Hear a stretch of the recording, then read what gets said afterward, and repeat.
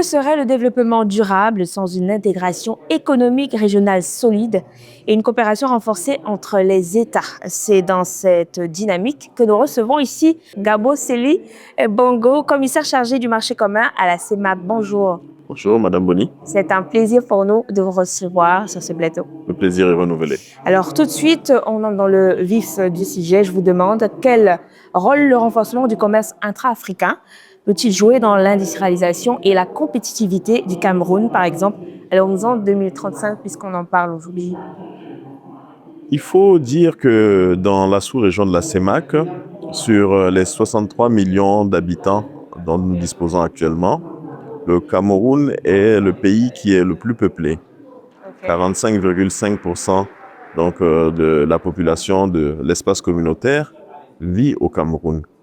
Le Cameroun présente également un certain nombre d'atouts et d'avantages économiques évidents, de par sa position centrale, de par son ouverture maritime et de par la position stratégique que ce pays exerce aujourd'hui donc dans le commerce entre les différents pays de la CEMAC. Nous avons constaté que le Cameroun aujourd'hui est à la fois importateur d'un certain nombre de produits qui circulent dans la sous-région, mais également exportateur de nombreux produits à destination des autres pays. Il est important dans ce cadre-là, dans le cadre de notre intégration économique sous-régionale, que de par son rôle moteur et de son rôle de puissance économique également, que le Cameroun puisse mieux se positionner à travers justement les enjeux que constitue la zone de libre-échange continentale africaine, mais également de nombreux défis qui peuvent se poser. Nous pensons que le Cameroun peut bénéficier largement de sa position, peut renforcer cette position, parce que, à la différence de nombreux autres pays de notre sous-région, il y a réellement une véritable éclosion économique, un véritable tissu économique et industriel qui est en train de se mettre en place et qui devrait donc pouvoir profiter non seulement au pays lui-même, mais de pouvoir profiter également à toute la sous-région. Alors, de manière un peu plus générale, quelles sont les principales réformes, je vous demande, les réformes économiques à mettre en place au sein de la CEMAC, pour créer un environnement plus favorable aux investissements régionaux et stimuler la croissance durable? La CEMAC est dans un processus continuel de réforme. Vous savez, à la faveur donc du traité révisé qui institue notre communauté, le principal pilier est celui de la libre circulation des biens, des personnes, des capitaux et des services.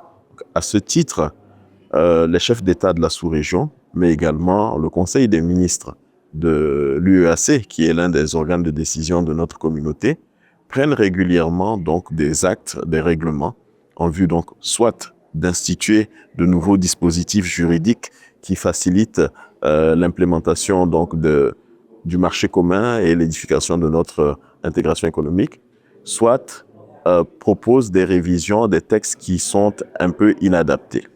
Pour en revenir à votre question, il faut dire que le défi aujourd'hui est de plusieurs ordres. Pour pouvoir instituer notre marché commun, il est important donc de pouvoir investir massivement dans des projets d'intégration, notamment les routes, pour pouvoir renforcer la communication entre les différents pays, mais également permettre que les pays qui sont producteurs d'un certain nombre de marchandises et notamment de produits agricoles puissent trouver les débouchés naturels vers les autres pays de la CEMAC, voire vers des espaces beaucoup plus larges. À ce titre-là, la commission de la CEMAC travaille avec les institutions qui lui sont rattachées dans divers domaines.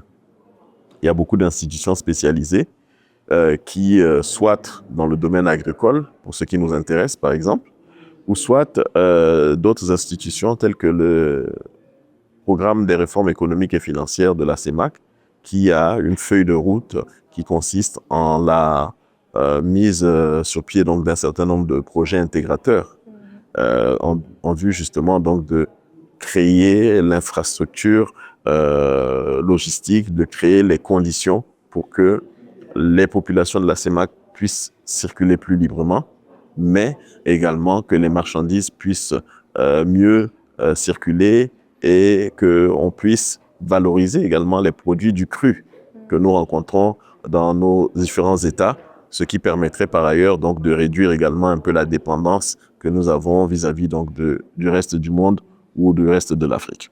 Alors, invité aujourd'hui au premier summit du think tank The Oak-Williams, mais également intervenant sur l'un des ateliers, j'aimerais vous demander, est-ce que vous pensez qu'une initiative comme celle-ci, elle a sa place dans tout ça?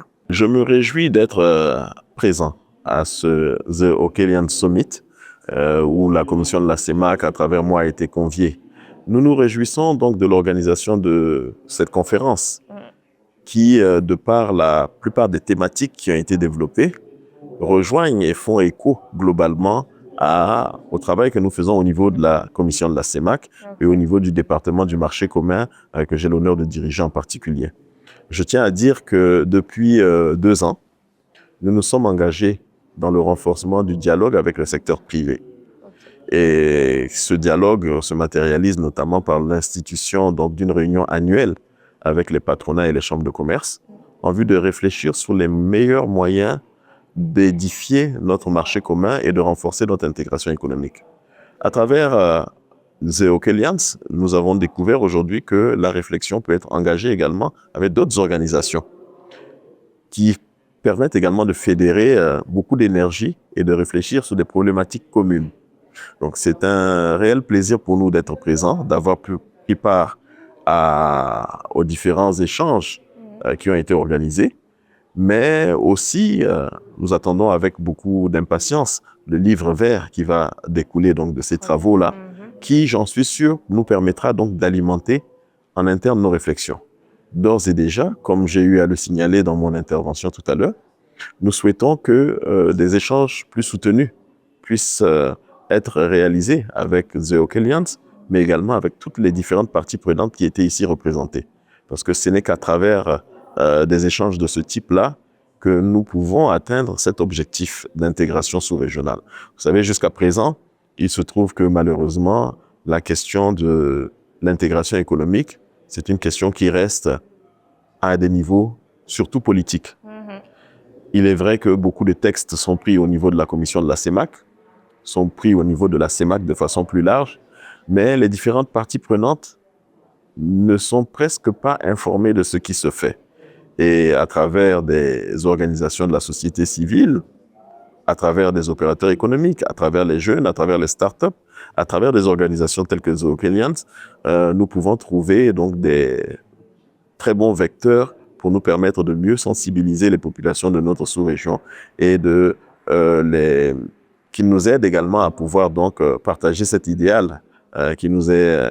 à faire participer tout le monde. À faire participer tout le monde, tout à fait, parce que l'intégration économique, ce n'est pas qu'une question de politique, c'est une question du secteur privé qui est le véritable moteur, c'est une question des populations qui sont mises en relation, c'est une question de facilités qui sont offertes pour que les Camerounais puissent se déplacer vers les autres pays, que les ressortissants du Tchad, du Gabon, de Guinée équatoriale puissent également circuler librement et qu'ils puissent se sentir dans un espace communautaire.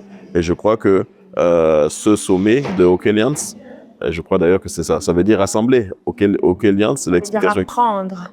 Apprendre, ok, d'accord. Donc, il y a le rapprochement, mais il y a également le volet d'apprentissage, de connaissances communes, qui ne peut être réalisé que lorsque l'on se côtoie et lorsqu'on se fréquente. Merci beaucoup à vous, Gabo Sely Bongo, d'avoir bien voulu répondre à nos questions. Je suis heureux de pouvoir participer pour une seconde fois à votre émission. Merci.